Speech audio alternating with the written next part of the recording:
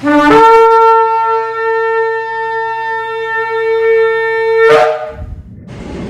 Shalom, esta es la congregación Beit Tefilá desde el sector Candelaria.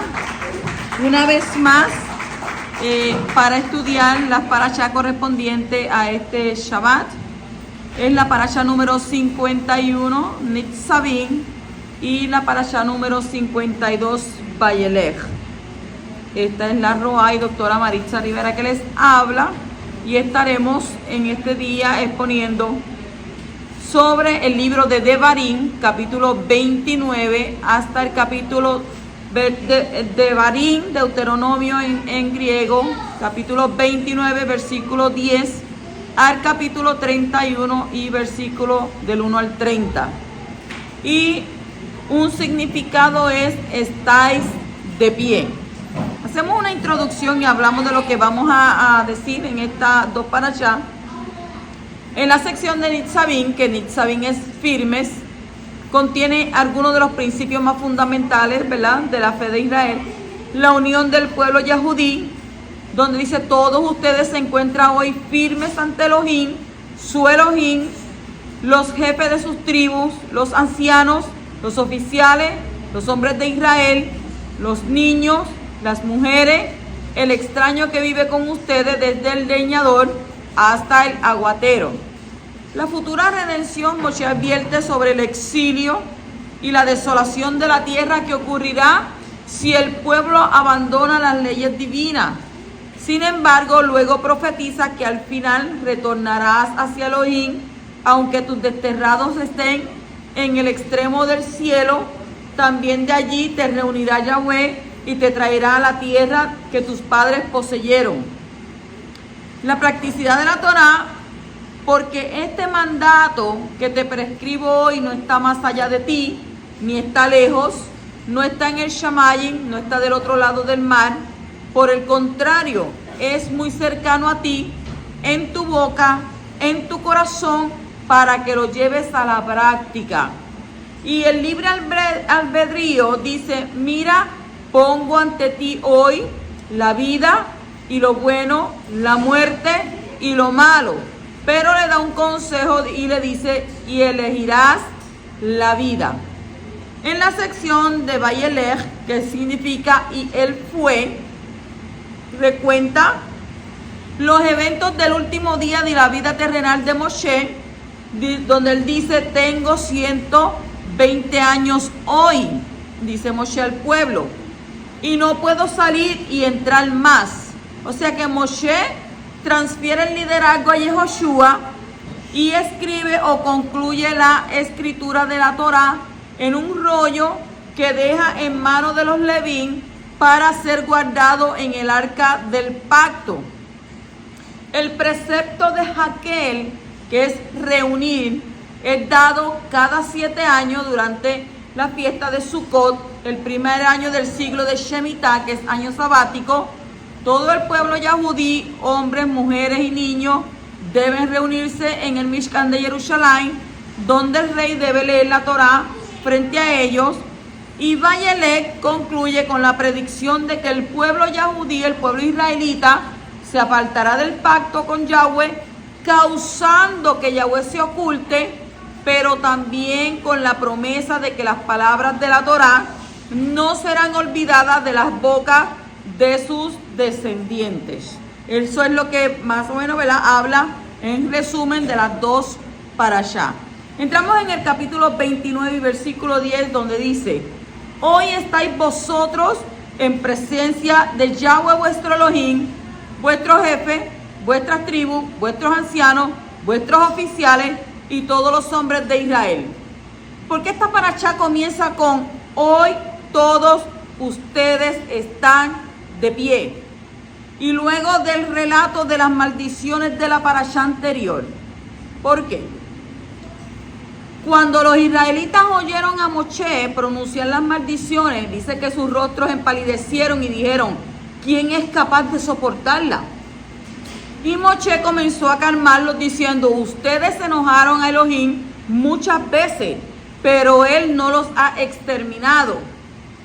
Hoy todos ustedes están de pie en presencia de Elohim. son precisamente las maldiciones y los sufrimientos los que los fortalecen y les hacen posible estar de pie.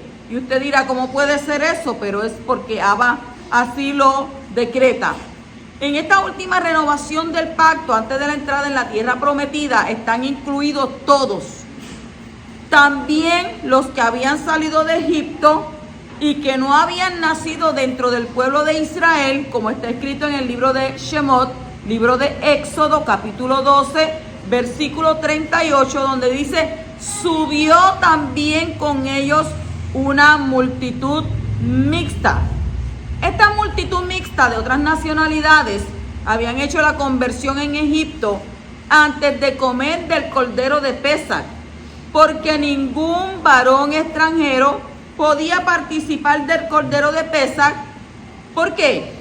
Porque si no estaba circuncidado, ¿en dónde? En la carne, lo cual implica una conversión ¿a qué? Al ser israelita, al judaísmo, como está escrito en Éxodo, Shemot 12, capítulo 12, versículo 48 y 49, donde dice, pero si un extranjero reside con vosotros y quiere celebrar la Pesaj a Yahweh, que sea circuncidado todo varón, y entonces que se acerque para celebrarla, pues será como un nativo del país.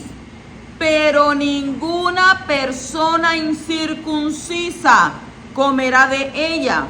Y la misma Torá se aplicará tanto al nativo como al extranjero que habite entre vosotros. Los conversos de las naciones que han entrado en el pacto deben ser tratados de la misma manera que los israelitas nativos y tienen la misma responsabilidad para cumplir los mandamientos que cumplieron los israelitas, los judíos ahora. La expresión que dice la misma Torá no incluye a los pueblos de las demás naciones, solo los israelitas y quienes más, los conversos, los que están dentro del pacto de Sinaí. Y se observa la mención de 5 tipos de personas consideradas distinguidas y 5 consideradas simples dentro de la sociedad. 5 contra 5, es decir, igualdad total, como está escrito en donde, en el libro de Job, capítulo 34, versículo 19, dice, porque no favorece príncipes ni distingue más al rico que al pobre, porque todos son obra de sus manos. O sea, allí estaban los príncipes, estaban los levín, estaba hasta el extranjero, ninguno de ellos era más que el otro, sino que todos eran favorecidos, tanto príncipes como pobres.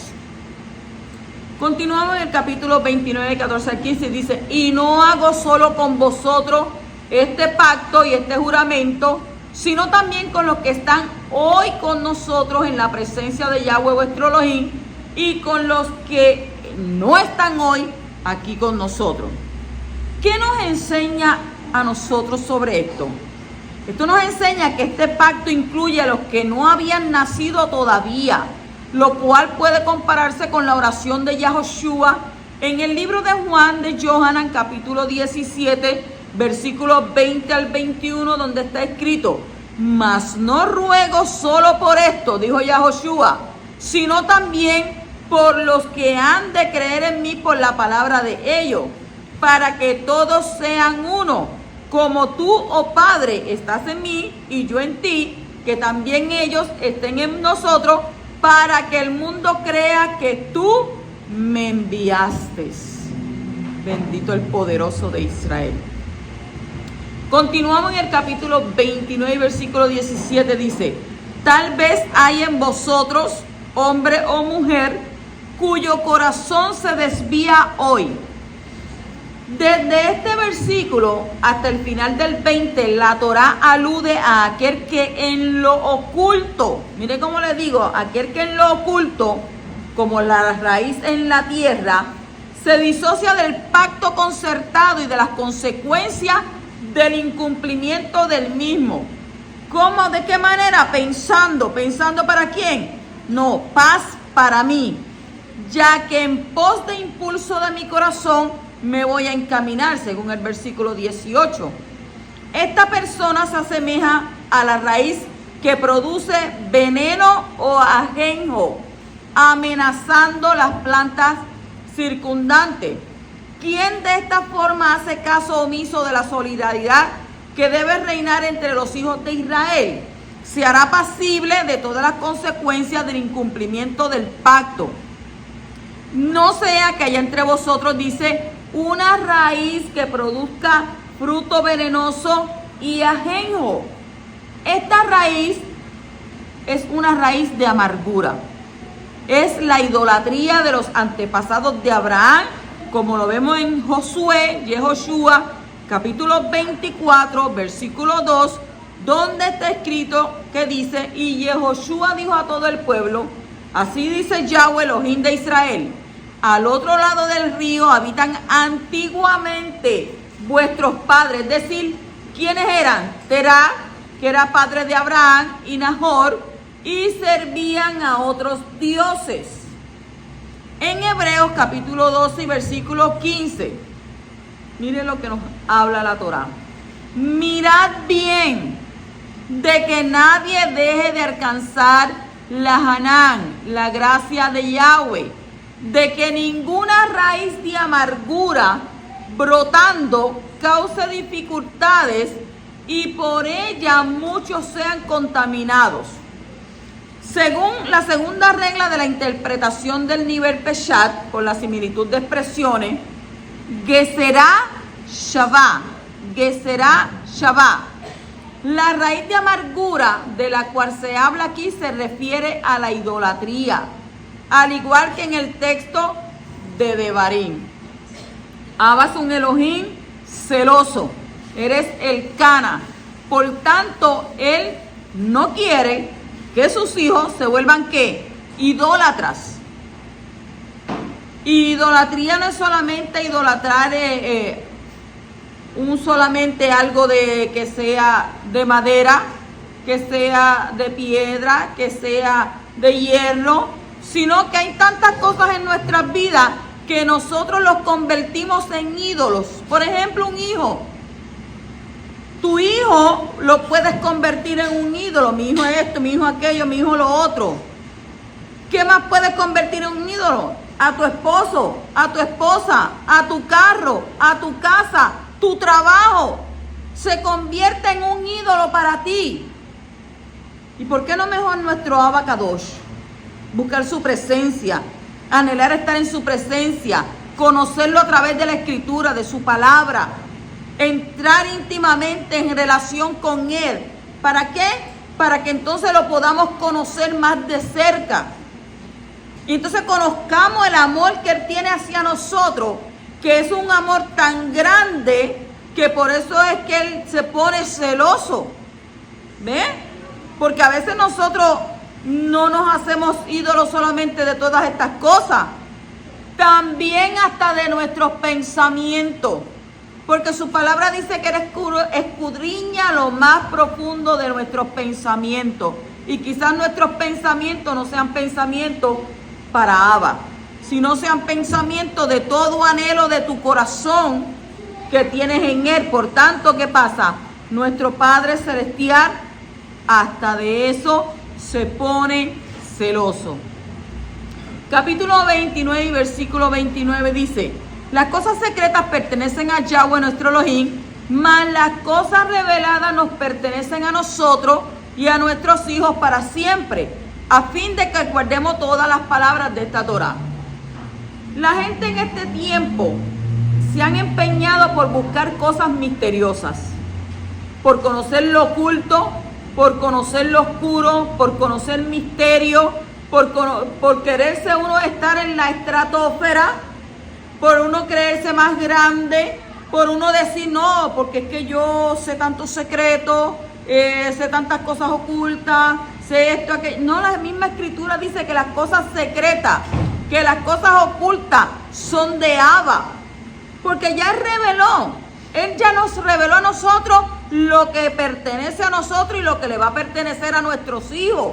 ¿Para qué? para que entonces ya Él que reveló lo que teníamos que nosotros saber, guardemos todas las palabras de la Torá. Entonces, ¿qué nos enseña esto? Que tenemos la responsabilidad de transmitir a nuestros hijos todas las cosas que el Creador nos ha revelado. Si el Poderoso te ha revelado quién es el Mashiach, pasa esa revelación a tus hijos. También significa que los pecados que son cometidos privadamente, en secreto, no pueden ser juzgados por un tribunal humano, sino serán condenados por el tribunal celestial. Y que Yahweh no juzga al pueblo por esos pecados. Sin embargo, los pecados que han sido cometidos abiertamente tendrán que ser juzgados por los líderes del pueblo para que el castigo de ellos no caiga sobre todo el pueblo. Bendito el Poderoso. Capítulo 30, versículo 1 dice: y sucederá que cuando todas estas cosas hayan venido sobre ti, la bendición y la maldición que he puesto delante de ti, y las hagas volver a tu corazón en todas las naciones a donde Yahweh tu Elohim te haya desterrado. Aquí la Torá habla de lo que va a venir después de las bendiciones y las maldiciones que están escritas en el capítulo 28. Todas estas cosas ya han venido sobre los hijos de Israel a lo largo de la historia. Nosotros estamos viviendo en ese tiempo ahora y nos ha alcanzado el poder de esta promesa. Los pocos millones de Yahudí que hay hoy en día no son más que una pequeñísima parte de todos los descendientes de las 12 tribus.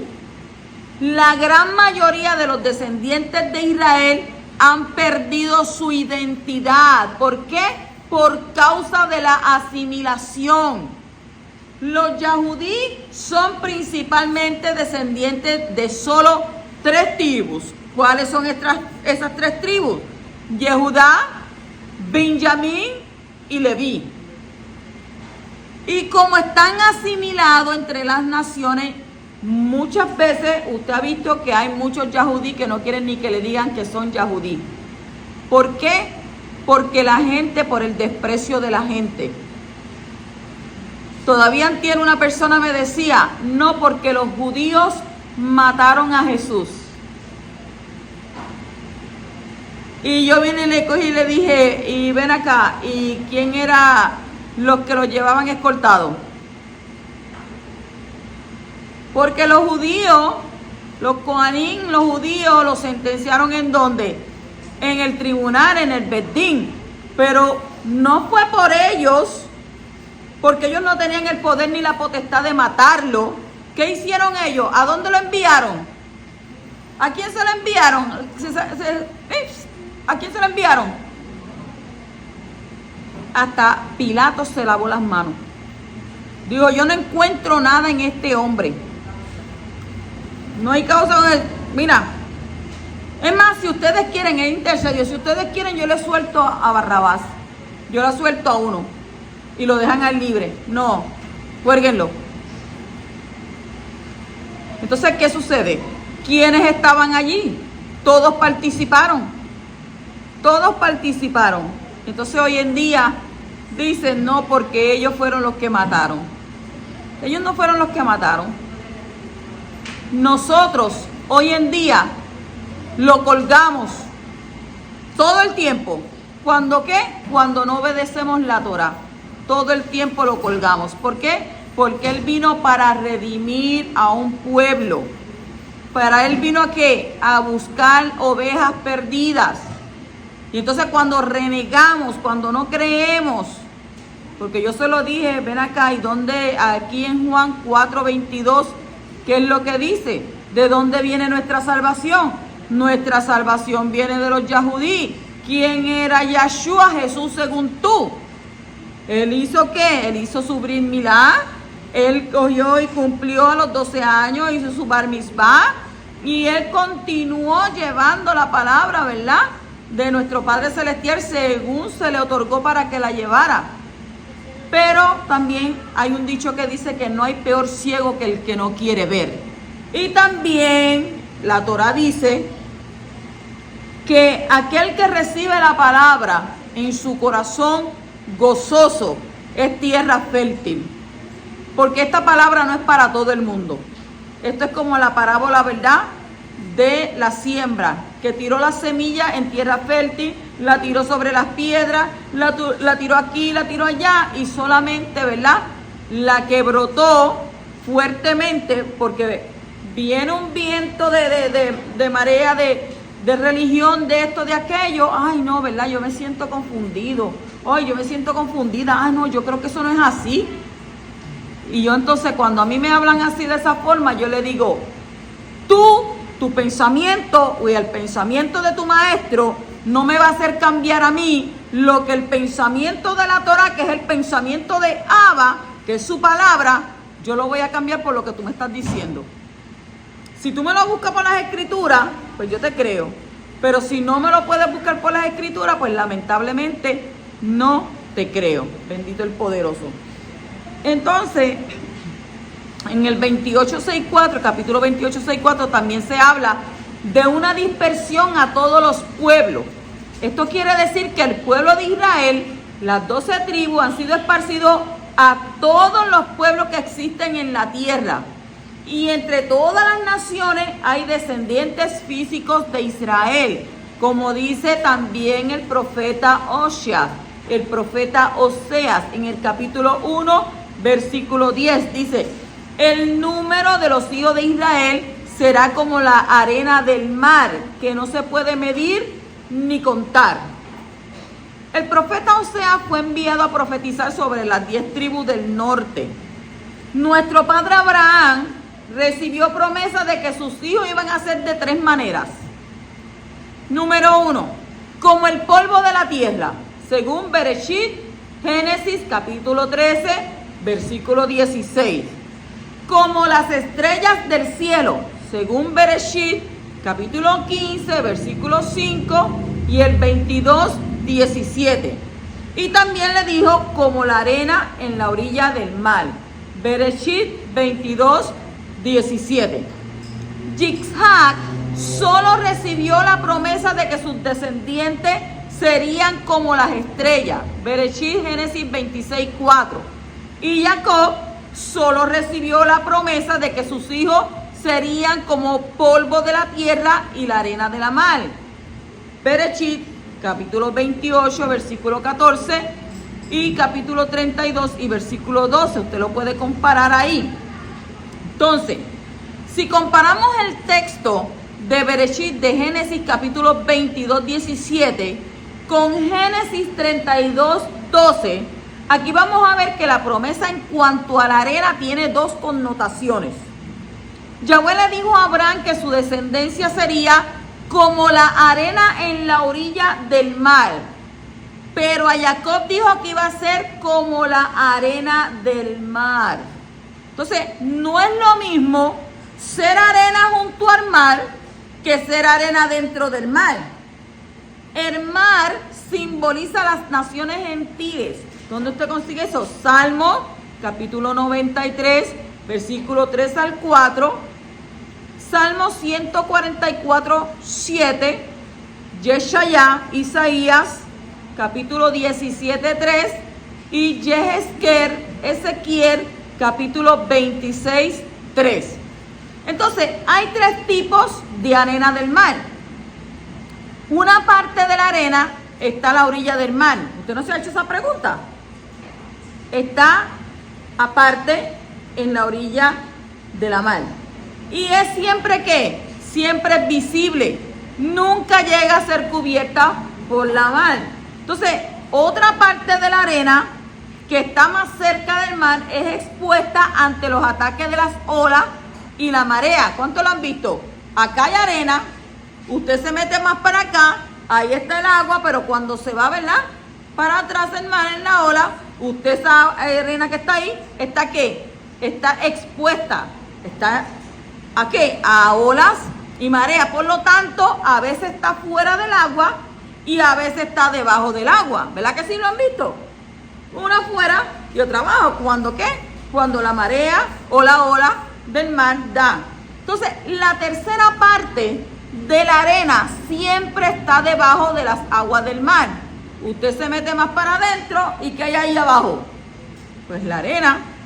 Entonces la arena que está a la orilla del mar y que nunca llega a hundirse, se refiere a los israelitas y yahudí que están entre las naciones guardando la Torá como un freno contra el mal, como está escrito en Jeremías capítulo 5, versículo 22. Dice, no me teméis. Es una pregunta, declara Yahweh. No tembláis delante de mí, que puse la arena como frontera del mar, límite perpetuo que no traspasará. Aunque se agiten las olas, no prevalecerán, y aunque rujan, no pasarán sobre ella. O sea, la mayoría de los descendientes de Abraham han sido absorbidos totalmente por las costumbres y las culturas gentiles y paganas. Y hemos dicho que ya se han cumplido todas las bendiciones, todas las maldiciones en la historia del pueblo de Israel. Y que estamos viviendo en el tiempo del cumplimiento de esta profecía. Ahora es el tiempo cuando los asimilados son llamados a regresar a su origen. Bendito el que vive. Capítulo 30 y versículo 7 dice, el poderoso tu Elohim pondrá todas estas maldiciones sobre los enemigos y sobre los aborrecedores que te persiguieron. ¿A qué se refiere esto? Esto se refiere a toda la historia, pero finalmente también al momento del regreso del Mashiach, cuando serán destruidos todos los ejércitos que hayan hecho guerra contra Jerusalén. Usted lo puede ver en Zacarías capítulo 14. El capítulo 38 y versículo 8 dice, guardará todos sus mandamientos. ¿De qué manera vas a guardar los mandamientos? Dice ahí, si obedeces a la voz de Yahweh tu Elohim, guardando sus mandamientos, sus estatutos que están escritos en este rollo de la Torá, y te vuelves a Yahweh tu Elohim con todo tu corazón y con toda tu alma. Aquí están incluidos todos los 613 mandamientos que van a ser guardados durante el reinado mesiánico, incluyendo los mandamientos del servicio en el Mishkan y los sacrificios de animales. Y esto nos muestra que el templo, el Mishkan, tendrá que ser reedificado en relación a esta vuelta en los últimos tiempos y el regreso del Mashiach, según Ezequiel capítulo 40 al 48.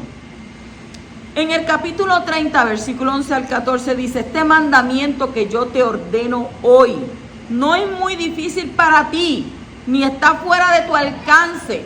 No está en el Shamayim para que diga, ¿y quién subirá por nosotros al Shamayim para traérnoslos y hacérnoslos oír a fin de que lo guardemos? Es una pregunta. Y dice, ni está más allá del mar para que diga, ¿quién cruzará el mar por nosotros para traérnoslos y para hacérnoslos oír a fin de que lo guardemos? Pues la palabra dice, está muy cerca de ti, en tu boca, en tu corazón, para que la guardes. Mire qué texto. Según Narmanides, este texto habla del mandamiento de la Teshuvá, de vuelta en arrepentimiento, mencionado anteriormente, ¿verdad?, en la escritura. Sin embargo, la mayoría de los rabinos, entre ellos Rashi, dicen que se trata de la Torá en general. El rabino Shaul está dando una aplicación mesiánica a este texto, desde el nivel Drash, mostrando que el mandamiento al que se está refiriendo es el Mashiach, la Torá viviente, como está escrito en donde, Romanos capítulo 10, versículos 6 al 10. Dice, pero la justicia que es de la fe, dice así, no digas en tu corazón quién subirá al Shamayim, que es para hacer bajar al Mashiach, o quién descenderá al abismo, esto es para subir al Mashiach de entre los muertos. Más, ¿qué dice? Cerca de ti está la palabra, en tu boca y en tu corazón, es decir, que la palabra de fe que predicamos, que si confiesas con tu boca a Yeshua por tu Adón y crees en tu corazón que Yahweh le resucitó de entre los muertos, serás salvo. porque con el corazón se cree para justicia y con la boca se confiesa ¿para qué? Para salvación. Entonces, observa la conexión entre arrepentimiento y guardar los mandamientos y ser salvo por medio de conocer a Yeshua como el Adón resucitado. Hay un mandamiento que trae salvación más que ningún otro, el que habla de escuchar y obedecer al profeta como Moshe, Devarim 18:15.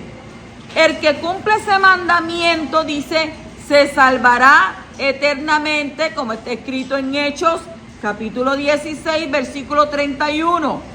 Ellos respondieron, cree en el Adón Yeshua y serás salvo tú y toda tu casa. ¿Qué podemos entender sobre esto? Podemos entender estos textos de manera que la salvación que se da por medio de Yeshua es la puerta para una vida en obediencia a los demás mandamientos. Continuamos en el capítulo 30, versículo 15, dice, mira, yo he puesto por delante de ti la vida y el bien, la muerte y el mal. Abba Kadosh no obliga a nadie a andar en el camino correcto. Tú tienes libre albedrío. Tú puedes hacer lo que tú quieras. Él nos informa acerca de los dos caminos, el de la vida y el de la muerte. Entonces, nosotros tenemos la libertad para escoger. No podemos obligar a nadie a amar a Yahweh y a creer en Yeshua. Cada uno tiene que elegir. Sin embargo, tenemos que informarle a todo el mundo que la elección de cada uno trae ¿qué? Va a traer consecuencias eternas. Eliges la vida, vas a tener consecuencias eternas. Eliges el mal, también vas a tener consecuencias eternas. ¿Por qué? Porque hay graves consecuencias al no obedecer a Yahweh, que nos manda a escoger el camino de la vida y cuando manda a todos los hombres a arrepentirse de sus malos caminos y abandonar los ídolos, como está escrito en Hechos, capítulo 17 y versículo 30, dice, por tanto, habiendo pasado por alto los tiempos de ignorancia, ya tú no eres un ignorante. Yahweh declara ahora a todos los hombres en todas partes que se arrepientan. Y en Hechos capítulo 13, 38 al 41 también está escrito, por tanto, hermanos, saber que por medio de él os es anunciado el perdón de los pecados y que de todas las cosas que no pudiste justificarlos por la Torá de Moshe, por medio de él, todo aquel que cree es que justificado. Tened pues cuidado de que no venga sobre vosotros aquello de que se habla en los profetas. ¿Qué es lo que se habla? Mirad, burladores, maravillaos y pereced, porque yo hago una obra en vuestros días, una obra que nunca creáis, aunque alguno os la describiera. O sea, la libertad implica responsabilidad. Y no hay libertad sin responsabilidad. A veces la gente dice, no, yo soy el dueño de mi propio destino. ¿Por qué tú eres el dueño de tu propio destino? No, tú eres el dueño de lo que tú escoges. O escoges la vida o escoges la muerte. ¿Por qué? Porque tú tienes libertad. Pero la escritura te dice, todo te es lícito, mas no todo te conviene. O sea, tú puedes hacer lo que tú quieras, vivir como tú quieras, como a ti te da la gana, porque gente, yo vivo como a mí me da la gana. Yo hago lo que a mí me da la gana y por encima de mí el sombrero porque no lo uso. ¿Está bien? Abba dice, eso es lo que tú quieres, pues está bien, tú tienes libertad, tú tienes libre albedrío, tú puedes hacer todo lo que tú quieres. Pero acuérdate de algo, que esa libertad que tú estás teniendo implica una responsabilidad. Porque tú vas a ser responsable de las consecuencias de tus actos. ¿Por qué? Porque no hay libertad sin responsabilidad. Capítulo 30, versículo 19 dice: al cielo y a la tierra pongo hoy como testigo contra vosotros, que he puesto ante ti la vida y la muerte, la bendición y la maldición, y que yo mismo te dije: escoge pues la vida para que viva tú y tu descendencia. El hombre tiene la facultad para escoger el camino de la vida o el de la muerte, pero Yahweh, en su infinita misericordia, le ordena escoger el camino de la vida. El que no lo hace se está rebelando contra nuestro Padre y sufrirá la muerte por su rebelión.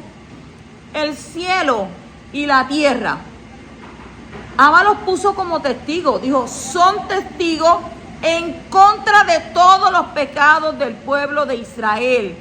Por lo tanto, tendrán que ser destruidos después del milenio, tanto el Shamayim como el Ares. ¿Para qué? ¿Para qué Abba los va a destruir?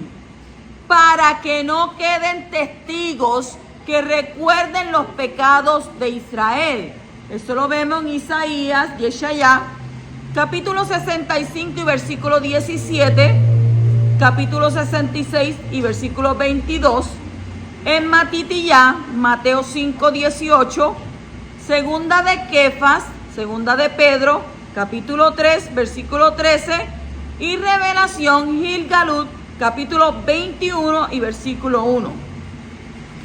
En el capítulo 31, versículo 6 al 7 dice: sed firmes, sé firme.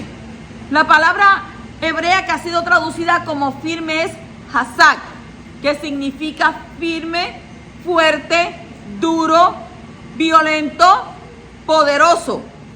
La firmeza es una fuerza de resistencia interior que permite al hombre no desanimarse y echarse para atrás en los momentos de crisis. La firmeza también es necesaria para poder cumplir los mandamientos en momentos de oposición. Y la firmeza es necesaria para poder vencer en los momentos de ataque. Entonces, cuando hay tentación, para sentirse desanimado, es importante mantener la firmeza para poder seguir hacia adelante y ver la mano sobrenatural de nuestro Padre obrando. Como dice en Primera de Corintios, capítulo 15, versículo 58, que nos dice: por tanto, mis amados hermanos, estad firmes, constante, abundando siempre en la obra del Adón, sabiendo que vuestro trabajo en el Adón no es en vano. En Efesios 6, 10 al 18 también nos habla sobre fortalecernos y estar firmes. Firmes y adelante, huestes de la fe, sin temor alguno. ¿Por qué qué? Porque el poderoso nos ve. Tenemos que mantenernos en medio de las situaciones, en medio de las tribulaciones, en medio de las pruebas, mantenernos ¿qué? Fortalecidos y firmes, reconociendo que nuestro Abba está con nosotros como poderoso gigante. Capítulo 31 y versículo 8 dice: Yahweh irá delante de ti, Él estará contigo, no te dejará, ni te desamparará, no temas, ni te acobardes. Yehoshua necesitaba ser afirmado para que tuviera plena convicción de la presencia e intervención divina en su misión.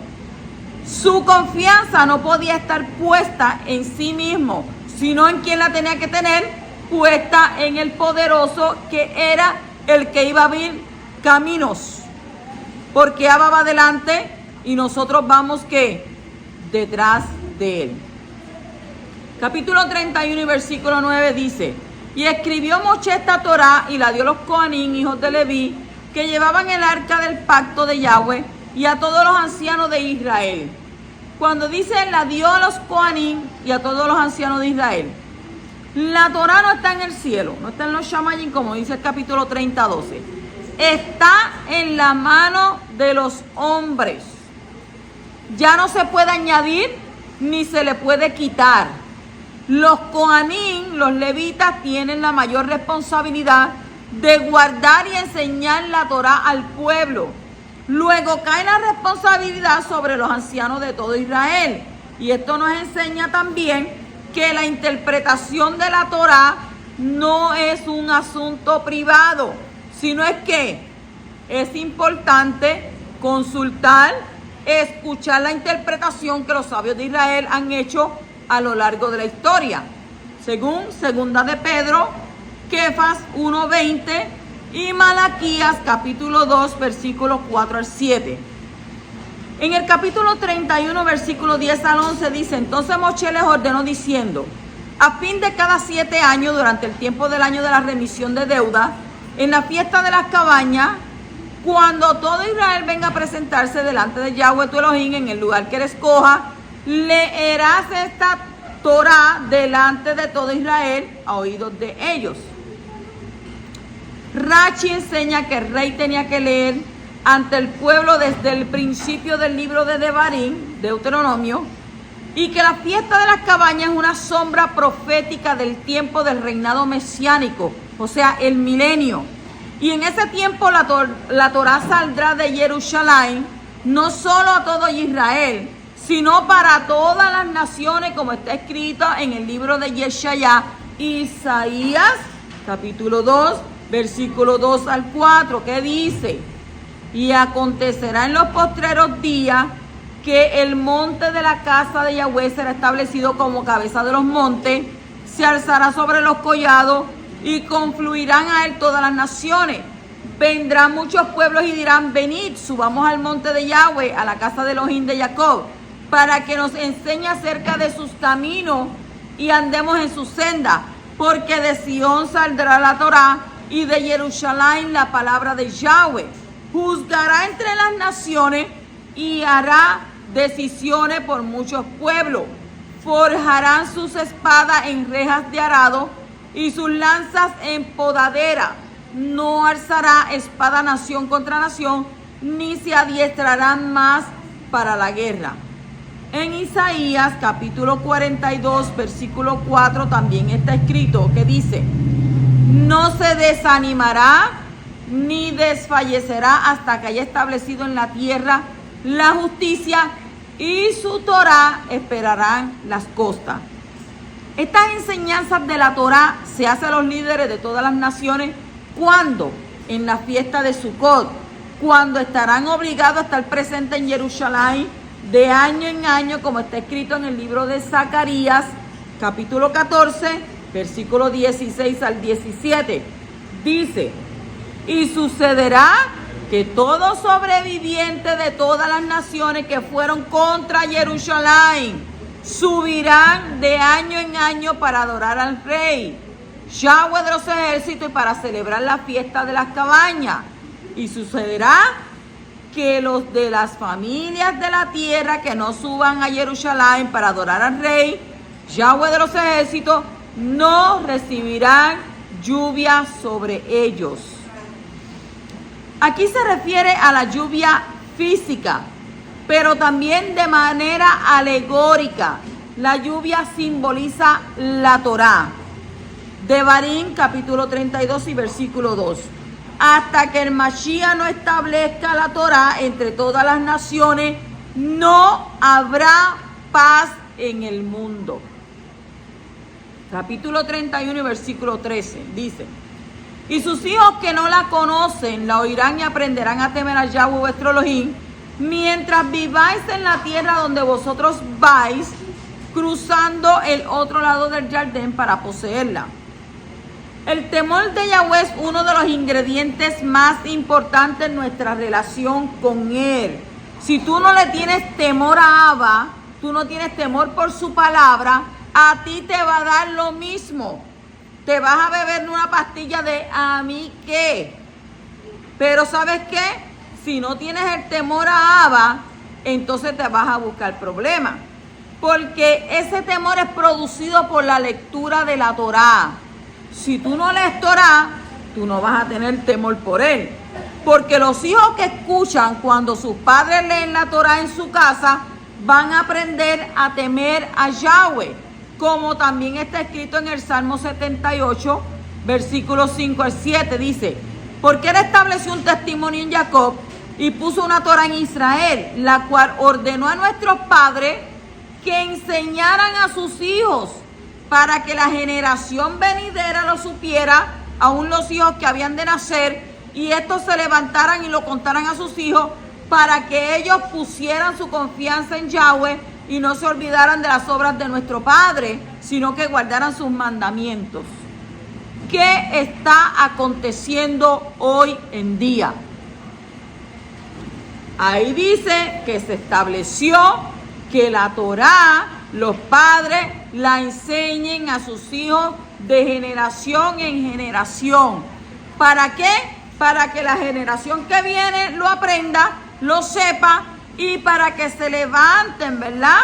Los contarán a sus hijos para que ellos puedan tener confianza en Abba. Hoy en día no es así. Hoy en día el afán, la carrera, el deseo de ganar dinero, los padres metidos en los trabajos y los hijos metidos en los cuartos.